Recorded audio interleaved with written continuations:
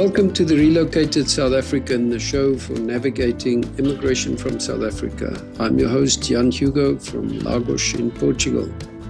Today I'm joined by a very special guest from Johannesburg. I have to say I'm in awe of his CV.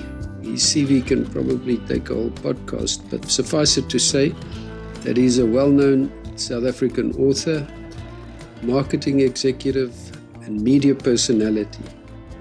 His latest book is titled Life is Like That Sometimes, and he's a storyteller par excellence. Welcome, Khaya Dlanga. Thank you for having me here, Jan. Thank you so much. It's so good to have you. We both know Paul Harris and Michael Jordan. We've worked with both of them. So it's great to kind of have a distant colleague on the show today. So I would love to just say that I've read your book this week and I really loved it. The storytelling is amazing. And you sit here in another country in Europe and you realize how much you miss South Africa and its stories and just the people. How long did it take you to write it? So I think that for me, it took me roughly 2 years, to kind of finish it because my mother kind of unexpectedly passed away. And so I was like, okay, I just couldn't write. So I just stopped writing for some time. So, but if I were to look at the time, excluding that break, it would just be a year instead of like the 2 and a bit odd years. Okay. I have to say there's some really sad stories, but some really funny stories. The story when you bought your bed, it shows you what a girlfriend can do to you.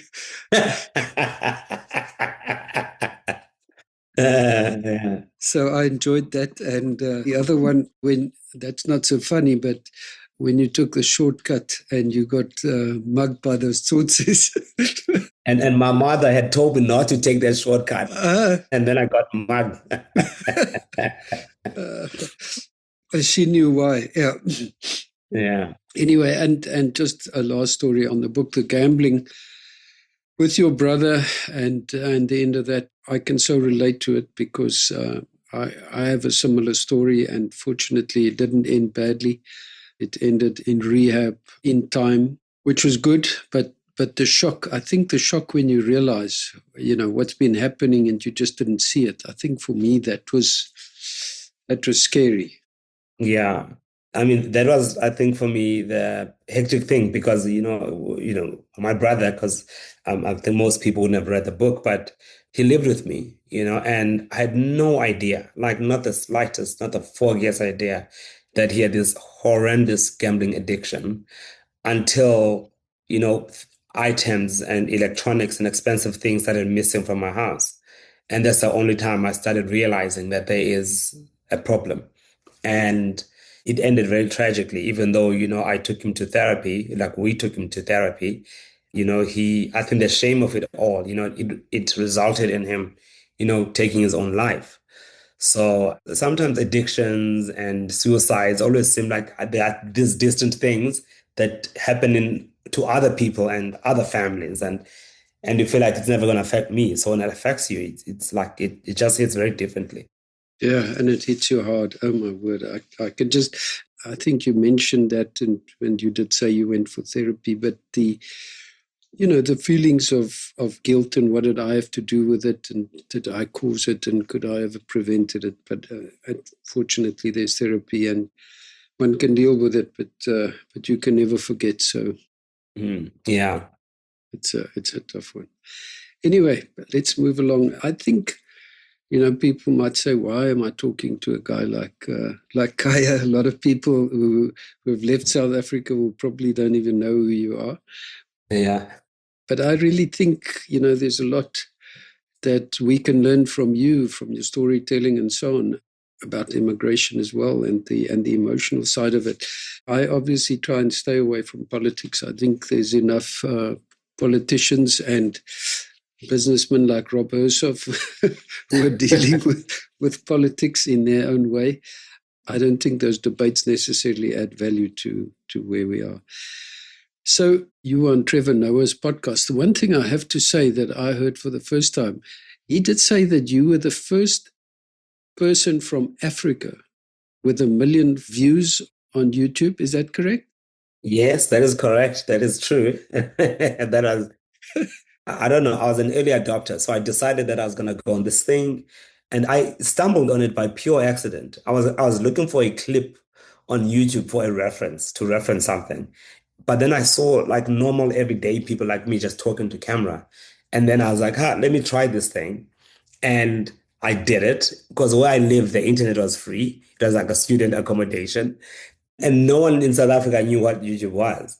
And so I was just free and just making these YouTube videos. And like I had these American followers and British and Australian. It was incredible. I mean, to such an extent that I think I also to mention in the podcast that, one of the co-founders of YouTube sent me an email saying that like it's so great, to have people from from Africa. He never thought that like this thing they built at the time would have people creating things all the way in Africa. So that was affirming that I was being seen by this guy who invented this thing that's taken over the world now.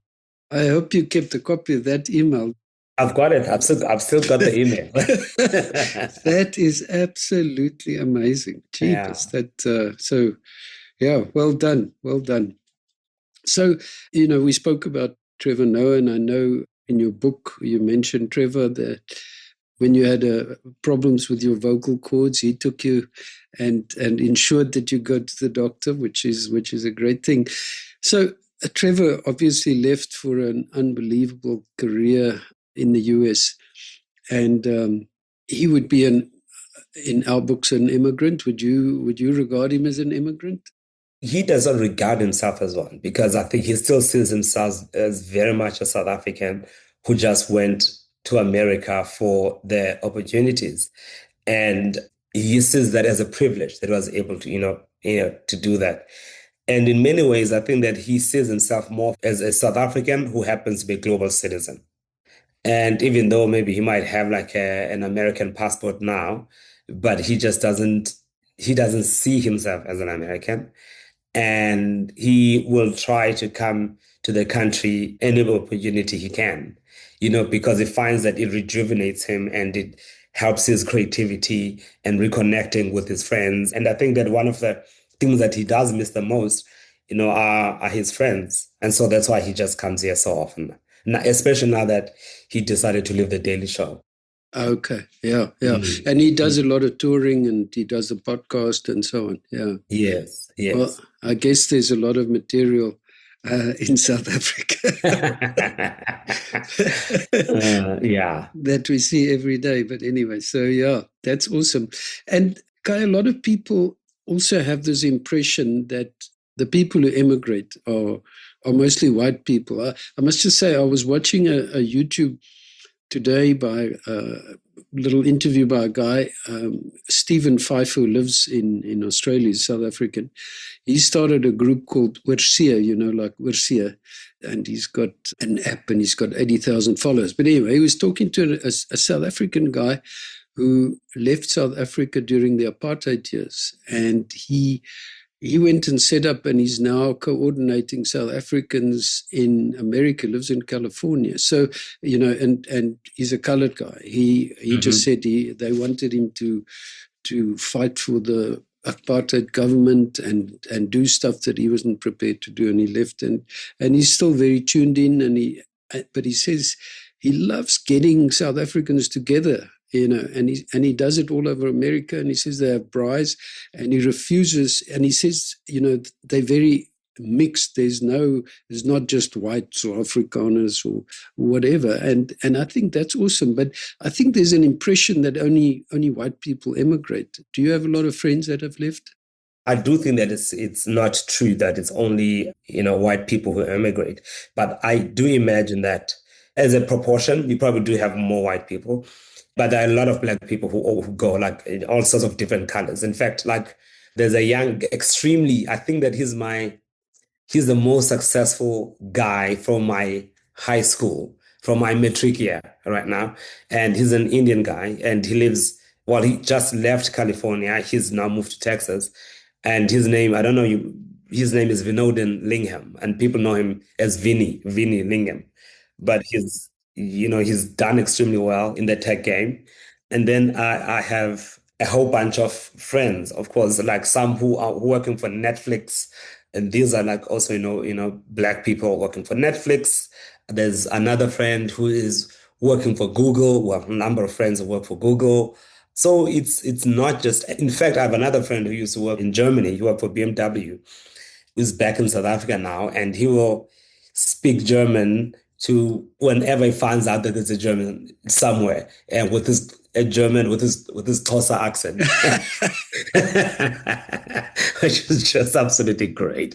So and he's a big time executive, at Zeda, which was the Balo World, and stuff like that. So you do have got a lot of people who go and also come back, and then you have maybe people who are a lot of lower skilled labored people, like, and they go there to become au pairs and to the States, and others who go to China to teach English and things like that. So you do have a lot of people who move for opportunities because people live for different reasons. And some, like, for me, I never blame someone who lives because they are looking for something better. Their ambitions are driving them towards something else, and I think that is absolutely fine as long as you don't go around, talking the country down, while you're somewhere else. And I think that was part of the reason why I wanted to speak to Paul, and also why I'm happy, very happy to speak to you, because I think in the build up to the whole thing with Trump and the theater, as Paul calls it, but people have now jumped on the bandwagon, and a lot of people sitting overseas are slagging South Africa and very negative. Whereas I think there's so much good, I see a guy like Brent Lindecky, I don't know if you know him, Yes, yes, I know him. Yeah. on Twitter.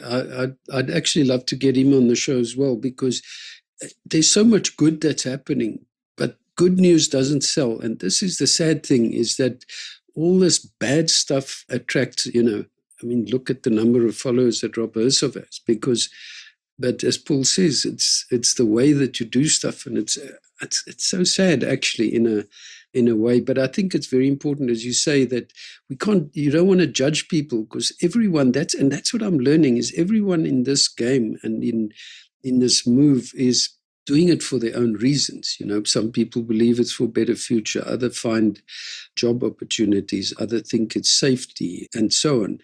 So there's a lot of human emotion involved in making a decision like that. And, I don't know what your sense is of a pull versus a push.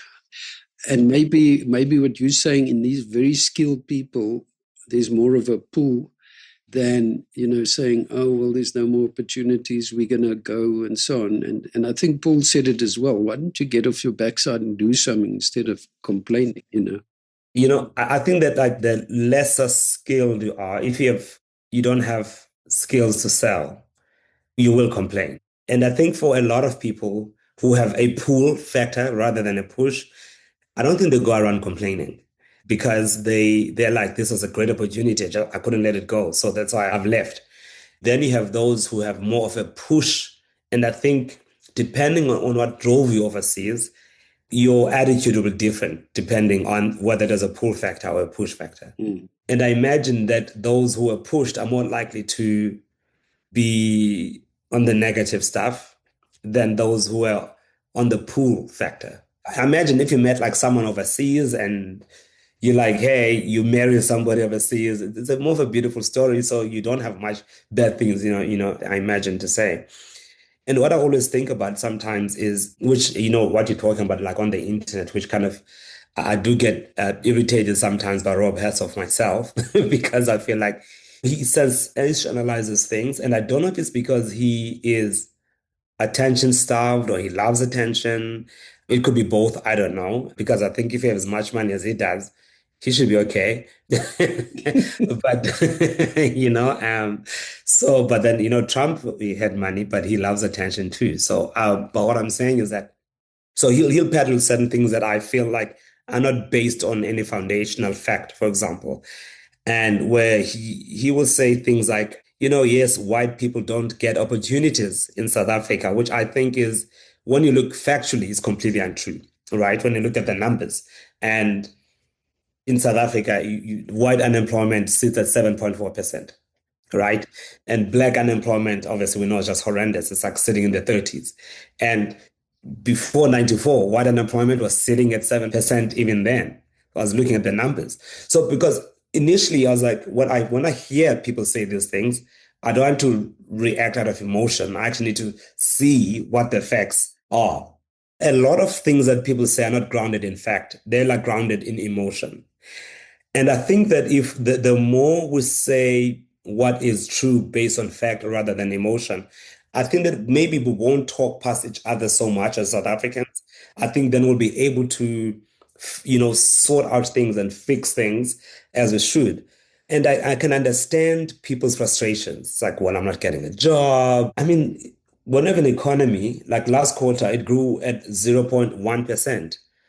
I mean, and you have such a high unemployment rate, of course, people are going to be frustrated. And so those frustrations will lead people to find means to vent. And so what's the easiest way to vent? It's like, okay, who doesn't look like me? Who doesn't believe the same thing that I believe? And that's why even, in certain low-income areas where people will blame like what happens in America, where they blame the Mexicans for not getting jobs. In South Africa, they'll blame like, the foreigners for not getting, their jobs. So it's this inherent attraction towards going and for our worst natural instinct, right?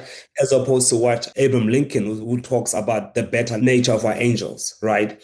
So instead of doing that, it's much so much easier to get people angry and riled up than to inspire them and to get people to, to lift themselves up and to do good things. Like we don't have people, like anymore who speak like Martin Luther King, who say, I have a dream, and inspire like entire generations of people. And I think we miss those kinds of once in a lifetime generational prophets, if you will.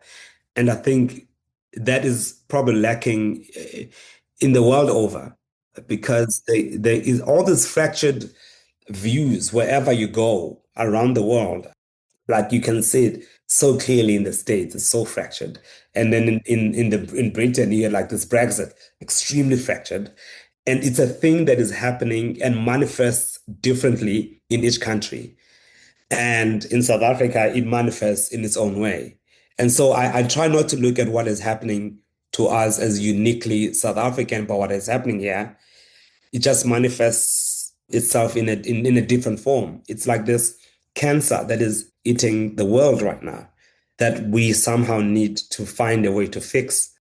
I totally agree with you. You spoke about Paul's daughter, for instance, and what they do with getting, kids to read. And the problem is that the good news doesn't get out there. We don't tell people what good people do, but it's so easy to focus on the negative. And I really think the social media people have a role to play in getting that good news out there. What's so difficult about getting those good news out is because I mean, Nicola, the work she does. I mean, I went to the Eastern Cape with her, to some of the schools where she does that incredible work. Paul's daughter, Nicola, she does incredible work. And this is a problem with X, for example. And I was looking at Grok, his AI agent within that's embedded in. And a few weeks ago, it didn't matter what you ask Grok, it would always have an answer about farm killings. So you could say that you literally, I don't know if you saw that in the news. I saw that, absolutely. So you could ask, oh, how do I fix my remote control? And then you just say, this is how I fix remote control. However, in South Africa, there's farm, it's like, where is this coming from, right? And so people started asking it, why? Were you programmed? And then the Grok said that, well, I have been programmed to increase engagement. And so what happens with X is that Elon knows that in order to get engagement, he needs to get people enraged. And so the more rage there is, the more engagement and there's more activity, on X and maybe attract more advertising. So that's what he's thinking about rather than, okay, should I use this platform to create a better world where people with ideas can meet and create, but then it's difficult, I think, for people to meet. But I think before, this takeover, I feel like it was becoming a school, a ground, for ideas, which is literally how I met Michael Jordan as well.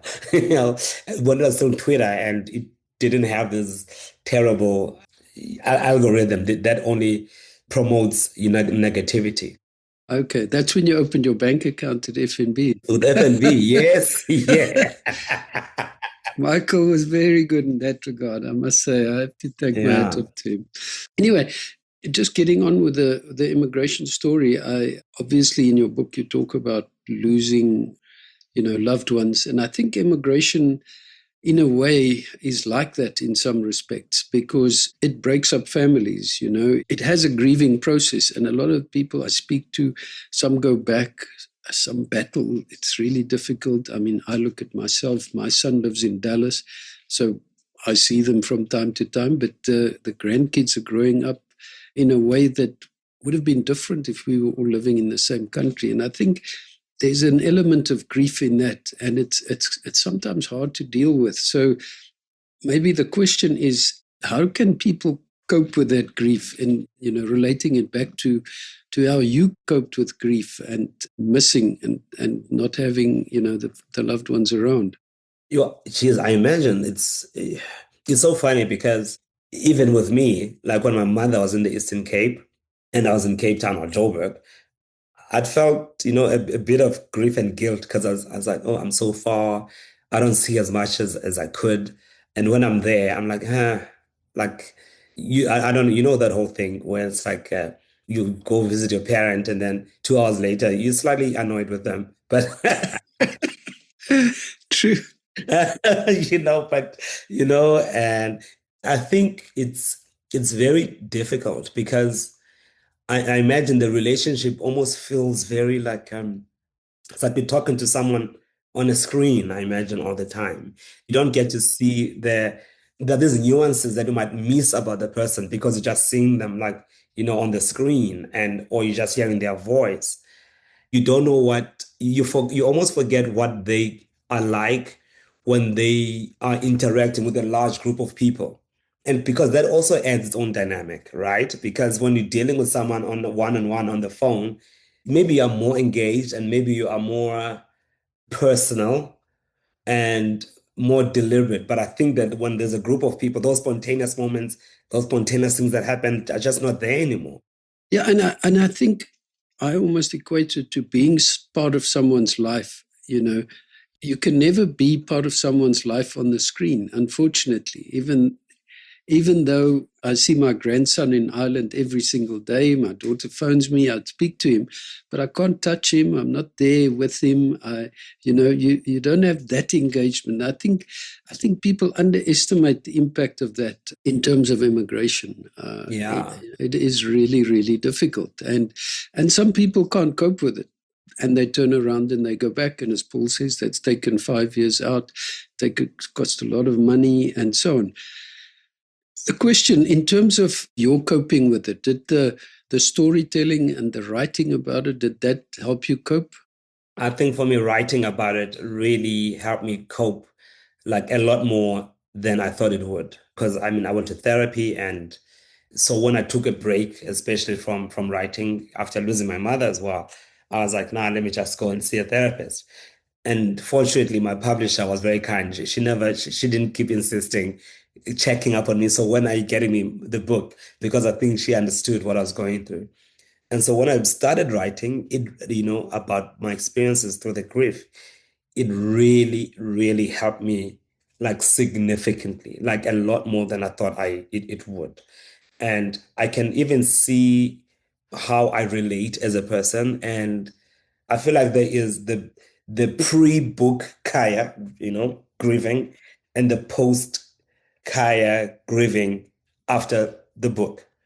And I feel like this weight has kind of been lifted off me because there are certain things that I do acknowledge in the book, the guilt, the grief, and how it feels. And I mean, there were times where I'd be writing, as I'm writing, I'm literally in tears as I write. And I think that that was part of releasing certain things that also freed me up somehow. The writing was just fantastic, I think, for me, just fantastic in that regard. And I feel sorry, for example, for my siblings who haven't. And I can see that they're still carrying the grief, like in a different way than I am, because they haven't had the chance to let it out on a page. Okay. Okay. And again, in the same theme, how have you found friends and family help you cope with that? Because obviously, we're talking about people immigrating, being away from their families. But it seems to me when I listen and I talk to people in Australia, in Dubai, in Ireland, everywhere you go, there's big South African communities and they gravitate together. So almost get the sense that in a way that makes up maybe a bit for family that they don't have, also to have friends around you. I promise you, I think that having friends, for me, that is like the one thing that helped me like immensely when before the writing was that not isolating myself and just making sure that because there's always the temptation of just wanting to wallow in this self-pity by yourself or worry about like being a burden when you talk to people about like your struggles about not having a family around.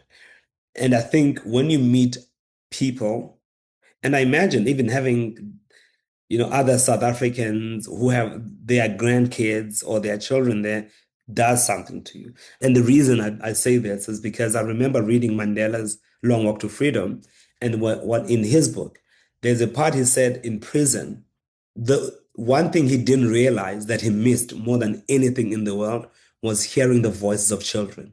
Wow.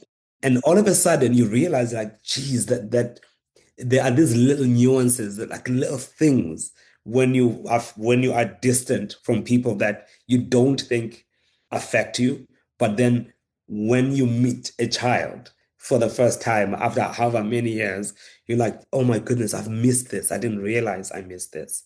And I imagine, when you do meet family, those kind of feelings and emotions kind of come up. But I think meeting people is probably the best thing that anyone can do for themselves to combat, that grieving process. Otherwise, you're just going to keep prolonging it. Yep, absolutely. And even more so when you immigrate, and we've had a personal experience in that. In 22, my wife fell off the bike and broke her back, and we were stuck in Italy, and nightmare. She's fortunately, thank God, she's recovered and she's doing fine. But not having people around you and family that time when you're really in trouble, that I think is part of the hardest thing of immigration, and for young people with young kids and that kind of thing. Because you have to try and build like a new network, Yeah, exactly. new friends, and the cultures are vastly different.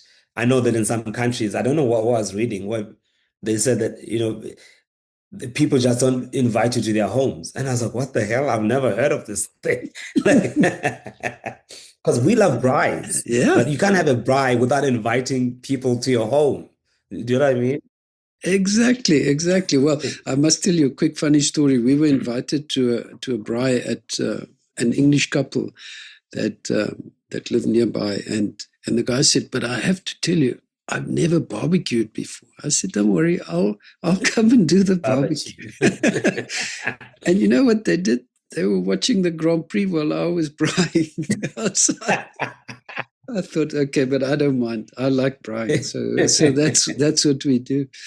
Anyway, in terms of people that are sitting there saying, "Should I go? Should I stay?"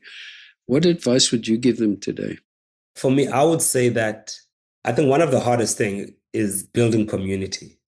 And I almost feel like if you leave, make sure that you have some community that is going to edify you, and also that you're also going to help and not just I'll say like, don't stick around people who are just going to be negative and complain all the time because you will find yourself complaining and being negative all the time. And in my experience, I found people like that tend not to grow that much and even in their careers. And people, I tend to avoid negative people. So I imagine a lot of people do avoid negative people. And I must say, and, when I left Joburg and I lived in Cape Town, that was the one thing that I missed, my community that I had built in Joburg. And I cannot imagine how much more difficult it is when you are elsewhere. And so building that sense of community is probably the most difficult thing that one would have to do. And to make peace, in many ways, I think make peace with the fact that I have made this decision and I am leaving. And these are the things that are going to happen to me. I'm not going to see family that much. I'm not going to have these friends that I used to have that much. There might be a gradual slowing down of those connections, and I must accept the fact that I have to grieve them. And I think that that is the only way you can kind of make peace with it. But then some people who have, if you have the means, then you have people who are able to, they'll be like, okay, I'll come back to South Africa like once every 3 months or whatever and spend however long, 2 weeks, 3 weeks, go back somewhere. But most people don't have that luxury, unfortunately, to kind of keep coming back to connect, to reconnect constantly. Because for me, like how I connected with my people in Joburg is that like I was probably flying up from Cape Town every second week. I was going to see my friends and hanging out because there's something to be said about, and this is what I used to say to people is that when I lived in Cape Town was the fact that I know that Jan is around, even if I don't see Jan in 6 months, right? The fact that I know that he is around somewhere here does something to my spirit as a human being that I kind of feel like, okay, he's around, even if I don't get to see him. But it's harder to know that you are around, but you're very far, and it will be very hard for me to get to there. And that also does sound very different to your psyche. So, and I think if you just make peace with certain things that are difficult to make peace with, then it might be hard for you to have a good time when you're overseas. I totally understand what you're saying, and I relate to that. And I think people underestimate sometimes that networking part. If I had to think, and I left when I was already retired, and we went because our kids all live overseas. But if I think about having to build a new career, and in the game that we were in banking and so on, coming here, a lot of what we did was network. It was about, yes, I have the skills, but my goodness, I knew a lot of people, and I could Mm. phone up a CEO of a company and say, what about this? What about that? That's not going to happen when you start overseas. And this is where the 5 years come in that Paul talks about. Just so crazy what you're telling me. I made some American friends and they were in South Africa and I don't know what we were talking about. And then I was like, oh yeah, actually, like I don't know, there's some issue with, I don't know, with something. And it's like, oh, flip, actually, I can talk to the CEO of this, and oh, I know the marketing director of this place and all of that. And you underestimate what a privilege that actually is, that you can do that, or go to a restaurant that is very hard to get into, but because you are a local and they know you, a table will just be open because it's you, because they know you, right? And those networks that you're saying, like I didn't think about that. That must be so hard. It is. I mean, I can't, I'm not Paul Harris, but Mm. I can't go and sit on a board here because nobody will know who I am. It's just as simple as that, unless somebody promotes you or whatever. Not that that's what I want to do, but I'm just saying people underestimate the networking part, and it's all part of the due diligence and things that you have to do. But you have to work at it, and you have to put yourself out there. Yeah. We talked about people inviting you into your house. You've got to invite people. They're not going to invite you. I was talking to a friend. I actually knew him from South Africa. We used to cycle together, and his episode will come on. But he's a colored guy who went to Holland, and they're desperately unhappy. They want to come back because they miss their family. They miss South Africa. He's got a great job, but he says they're going to have to find another way of doing this. So this game is not for sissies. The other side of it, if somebody's saying, okay, I'm not going, what advice would you have to somebody staying in South Africa? I would say that we all know that we don't live in an ideal situation. what skills do I have that can help make it better, in whatever small way that I can. And and I almost feel like that is more fulfilling and quite edifying if you are staying here rather than, sitting around a braai and all you do is complain. And so I would probably say that's probably the best thing that one can do for themselves. It's amazing how good you feel when you do something good. And people do kind of underestimate that, what that does to you as a person. And yeah, I mean, it's natural to complain, but if you complain quickly and get over it and do something, you know. There's a great ad, because I love ads.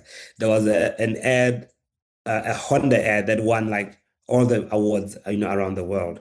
And it's an animation of like an engine. So this engine is dirty and it's a diesel engine and it's messing up the world, and the animals dying and all of that. And then there's a song that starts following this thing, says, hey something, change something, make it better. And it's this beautiful song. And then you can see that then Honda is obviously talking about like changing how diesel engines are, that they actually become better for the environment than before and all of those things. So what do you hate?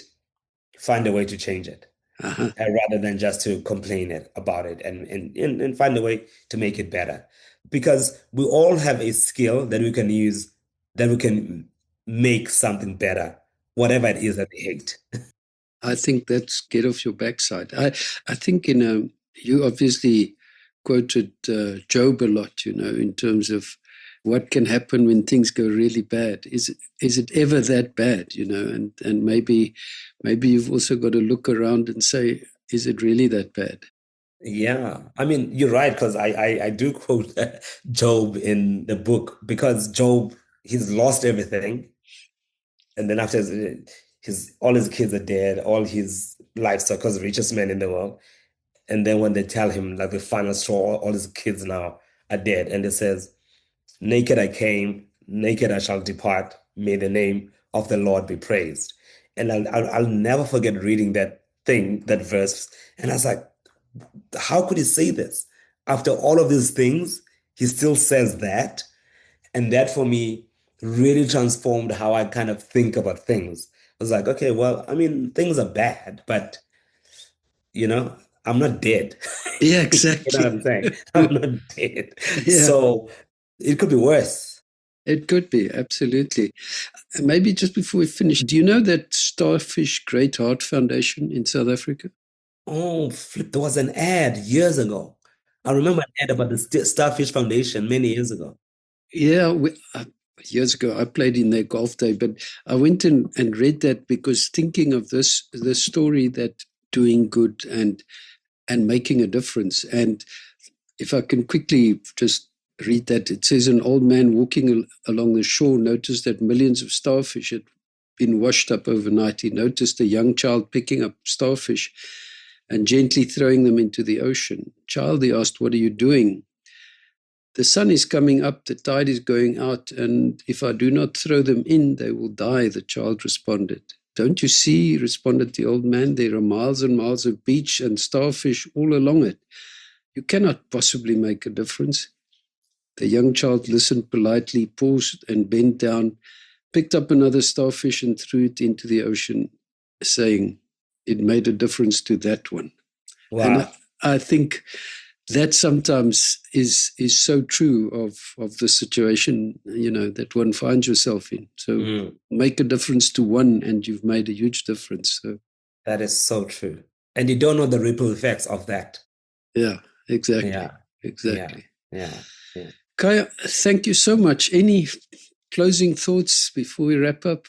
I think the only closing thoughts I have is we spoke earlier, but I'm going to, quote myself,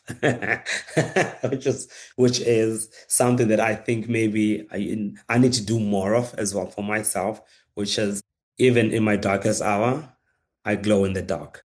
Ah, that is so, yeah, I read that as well, that I've got it here on a piece of paper. Yeah, I wrote it down. Even in my yeah. darkest hour, I glow in the dark. Fantastic. So I think that wherever we find ourselves in a dark moment, remember that like you glow in the dark. And that's what we need to do in all situations. Fantastic. Gee whiz.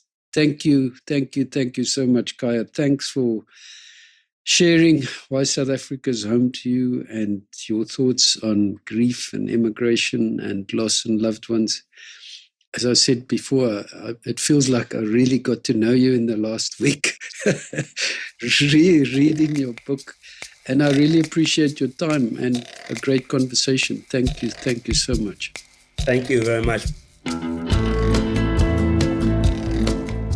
So if you enjoyed my discussion with Khaya and would like to hear more about the experiences of South Africans in South Africa and those who have left, why not subscribe on your favorite platform? Or if you'd like to share your story or comment on today's episode, contact us on relocatedSouthAfrican@gmail.com. Until next time.